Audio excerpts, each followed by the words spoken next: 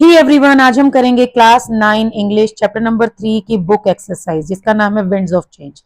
इस चैप्टर की एक्सप्लेनेशन, इसके क्वेश्चन आंसर जो है वो ऑलरेडी मैंने अपने चैनल पे अपलोड कर दिए हैं। आप चैनल पे जाके प्लेलिस्ट में क्लास 9 की प्लेलिस्ट है, उसमें सारी वीडियोस जो है वो देख सकते हो। तो अभी हम करेंगे vocabulary and structures in context, जिसमें फर्स्ट क्वेश्चन है read the following pairs of words from the text. Here are some words, कुछ वर्ड्स हमें दिए हुए हैं, फिर हमें क्या करना है, उनको क्लासिफाई करना है। जैसे exotic and stylish, thread and wool, ornate and encrusted, villages and town, silk and brass, within and outside. अब क्या कहते हैं, classify the pairs of words given above in the following categories, one example has been done for you. Appearance, place और material. जैसे within and outside जो है वो place की कैटेगरी में आता है, तो इसको हमने यहाँ लिख दिया। जैसे फर्स्ट है एक्सोटिक एंड स्टाइलिश, ये किसी चीज की अपीयरेंस से रिलेटेड है, तो यहाँ पर जी जो एक्सोटिक एंड स्टाइलिश है ये कहाँ आएगा, ये आएगा अपीयरेंस वाली कैटेगरी में। उसके बाद है थ्रेड एंड वूल, ये मटेरियल है, तो ये आ जाएगा यहाँ पे thread and wool. Ornate and encrusted, ये भी अपीयरेंस से रिलेटेड है, ornate and encrusted. Villages and town, place से रिलेटेड है, तो ये आ गया यहाँ पे विलेजेस एंड टाउन। उसके बाद है सिल्क एंड ब्रास, ये जो है वो मटेरियल से रिलेटेड है, तो ये आ गया यहाँ पे। तो ये हो गए हमारे सॉल्व। उसके बाद आगे क्या कहता है, now find more such pairs from the text and share them with your classmate and teacher. अब ये आपको क्या करना है, जो आपका टेक्स्ट है, जो आपकी स्टोरी थी, उसको आपको दोबारा से रीड करना है और उसके अंदर इसी तरह के पेयर्स जो हैं वर्ड के वो फाइंड आउट करने हैं और फिर उनको अपीयरेंस, प्लेस और मटेरियल के अकॉर्डिंग क्लासिफाई करना है। क्वेश्चन नंबर 2 है find the word pairs from the for the following fixed expressions, write the meaning of these expressions by selecting them from the box given below, one example has been done for you. हमें यहाँ पे क्या करना है, कुछ words के जो है हमें पेयर दिए हुए हैं, उनको हमें पहले मैच करना है। Some common expressions with and have a fixed order which can not be changed, the shortest expression comes first, for example bread and butter, not butter and bread. ठीक है, ये कहते हैं कि यहाँ पे एक टिप दी हुई है हमें कि कुछ कॉमन एक्सप्रेशंस जो होती हैं वो एंड से, मतलब एंड से उनको ज्वाइन किया जाता है और उनका एक फिक्स ऑर्डर भी होता है। जो शॉर्ट वाली जो टर्म होती है वो पहले आती है, जो शॉर्टेस्ट एक्सप्रेशन होगी वो पहले आएगी और दूसरी बाद में।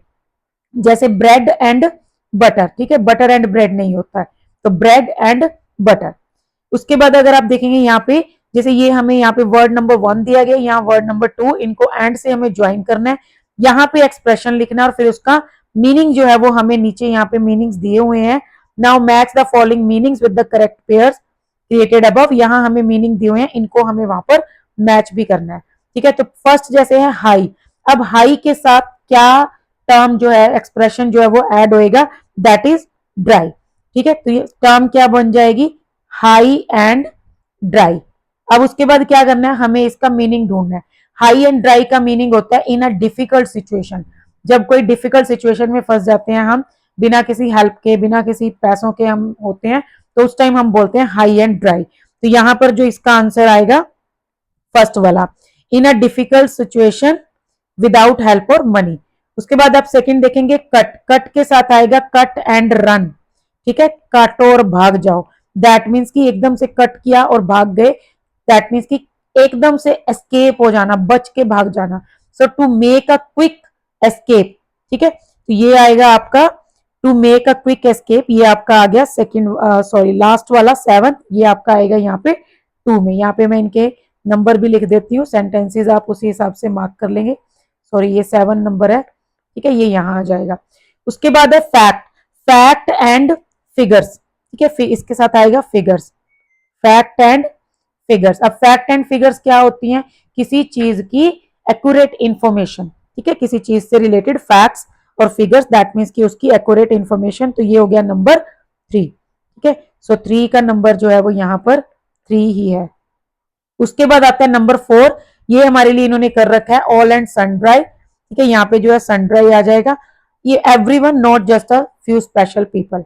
उसके बाद आता है वियर, वियर एंड टीयर। ठीक है, wear and tear, that means की मतलब कोई ऐसी चीज जो कि एक ही बार मतलब यूज करने पे, नॉर्मल यूज करने पे ही खराब हो जाए, तो वियर एंड टीयर। ठीक है, और यहां पर इसका जो आंसर है meaning, that is number 2, the damage to object due to normal use. ठीक है, तो यहां आ जाएगा नंबर 2।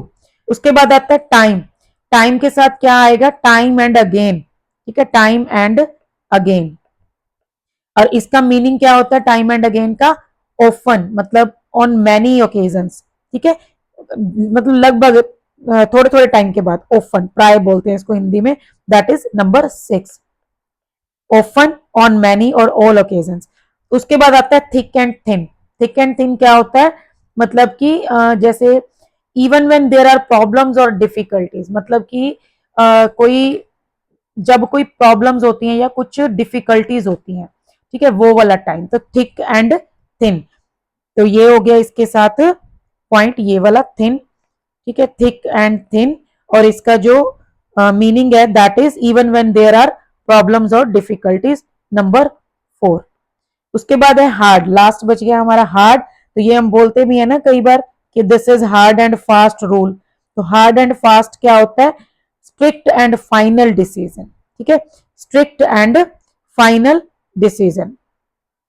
तो ये हो गया इसका आंसर। इसका शायद यहाँ पे दिया नहीं हुआ, नंबर 8, हाँ 7 तक ही दे रखे हैं। तो इसका जो मीनिंग है दैट इज, एक मिनट, हाँ जी, स्ट्रिक्ट एंड फाइनल, क्योंकि हम कई बार इनको नॉर्मली भी यूज करते हैं। That is this is hard and fast rule, this is hard and fast decision, ठीक है। So strict and final decision, ये एक्सरसाइज हमारी होगी। नेक्स्ट देखो क्या है, बहुत ही इंटरेस्टिंग एक्सरसाइज है।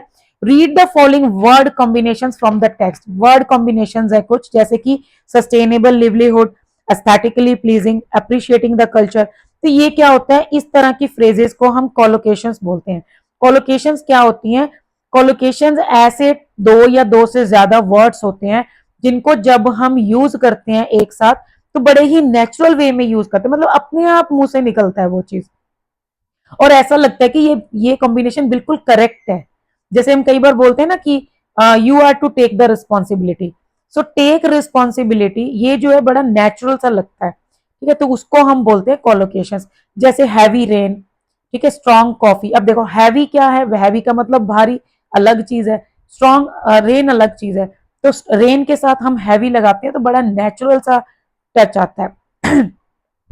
इस तरह से ये इनको हम बोलते हैं कोलोकेशंस, ठीक है। तो यहाँ पे हमारा क्वेश्चन क्या है, choose the appropriate word collocations for the following sentences. मतलब इनके लिए दोनों ही सही है, टेक भी और गिव भी, लेकिन हमें वो चूज करना है जो हम नॉर्मली यूज करते हैं। The students have to take the English exam, the interviewer asked the candidate to take a seat. हम बोलते हैं ना टेक अ सीट, ठीक है, हैव अ सीट भी होता है, टेक अ सीट, लेकिन टेक अ सीट जो है वो ज्यादा नेचुरल लगता है। माई scooter ran into a car. I must take responsibility.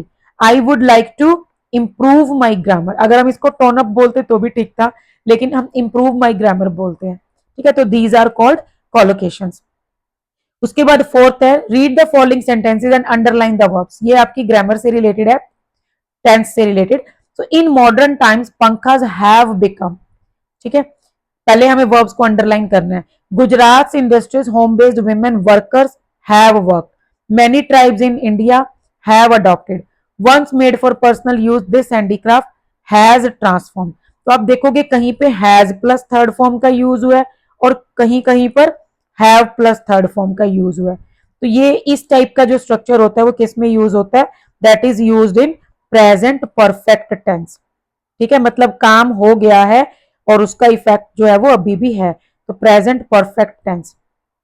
The underline verb refers to the past but have relevance to the current और प्रेजेंट टाइम, ठीक है, मतलब आज भी उनका इफेक्ट है, हालांकि काम पहले हो चुका है। This form of tense is called the present perfect tense, और इसकी फॉर्मेशन होती है has have plus third form. और हैज और हैव हम अकॉर्डिंग टू सब्जेक्ट चूज करते हैं। अगर हमारा जो सब्जेक्ट है वो सिंगुलर होगा तो हम लगाएंगे हैज, और अगर प्लूरल होगा तो हम लगाएंगे हैव, ठीक है। तो अब क्या करना है, now fill in the blanks with the present perfect form of verbs in the following paragraph. One example has been done for you, puppets. आप ये देखोगे पपेट्स है, दैट मींस कि प्लूरल है, तो प्लूरल है तो क्या आएगा हैव, और साथ में हमें लगानी है third form, have long fascinated, ठीक है। उसके बाद आता है पपेट्रियर्स, पपेट्रियर्स दैट इज ऑल्सो प्लूरल, तो इसके साथ भी आएगा हैव, और ब्रैकेट में क्या है क्रिएट, तो क्रिएट का हो जाएगा क्रिएटेड, क्योंकि this is third form. Intricate characters and captivating stories with their skillful artistry, they dash master, they फिर से प्लूरल है, तो प्लूरल है तो क्या आएगा, have, they have mastered the delicate movements that bring life these lifeless figures to life, entertaining both children and adults. Over the years puppetry, अब ये जो puppetry है ये किसी आर्ट को, किसी स्किल को रेफर कर रहा है, तो ये सिंगुलर है। अब जब ये सिंगुलर है तो इसके साथ लगेगा हैज, ठीक है। So the over the years puppetry has evolve, ठीक है, has evolve using modern technology while preserving traditional techniques. Many puppeteers, फिर से प्रेजेंट, वो सॉरी प्लूरल है तो have passed down their craft through generations ensuring its continuity, they फिर से they आ गया, that is also plural, so they have performed in theatres, on television and at festivals, conveying important cultural narratives, ठीक है। तो ये था हमारा मतलब grammar based exercise present perfect tense से रिलेटेड, ठीक है। तो ये थी हमारी आज की वीडियो जिसमें हमने बुक एक्सरसाइज को सॉल्व कर लिया, vocabulary and structures in context. बाकी की जो बुक एक्सरसाइज है वो मैं आपको आने वाली वीडियोस में करवाऊंगी, ठीक है। तो आज के लिए बस इतना ही, मिलते हैं नेक्स्ट वीडियो में। हाँ, चैनल को सब्सक्राइब जरूर कर लेना, वीडियो को लाइक और शेयर जरूर कर देना अगर आपको कंटेंट अच्छा लगा हो तो, ठीक है। So thank you, bye bye.